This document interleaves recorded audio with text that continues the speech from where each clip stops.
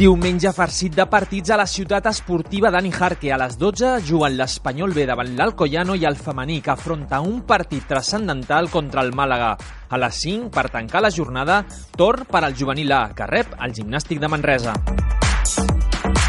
Partit de vital importància per al femení.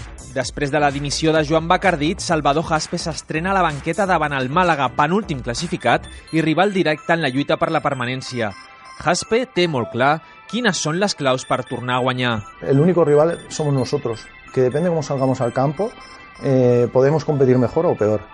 Y hay tres palabras que yo siempre marco en el vestuario, que es actitud, intensidad y concentración. Si tenemos esas tres, podemos sacar el partido adelante. Si nos falta algo de esto, serà més complicat. L'Espanyol B a la mateixa hora rep l'Alcoyano, un històric de la competició que es troba en la part baixa.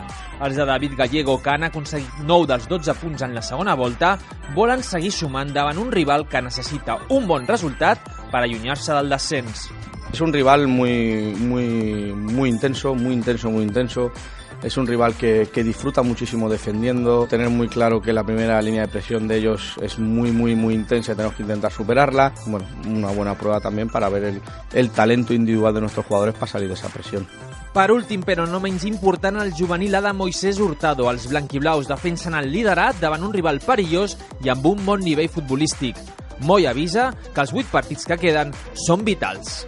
Es un muy buen rival, con un entrenador muy intenso, con un equipo que juega bastante bien y que incluso le perjudica el campo donde juegan ellos, que es pequeño, porque es un rival bastante de tener el balón, tiene muchos jugadores determinantes, alguno que ha estado aquí en la casa también, hay alguno más en el centro del campo. Es un muy buen equipo i per a nosaltres és un partido vital. Si vols gaudir de més partits del futbol base i femení, consulta la nostra agenda.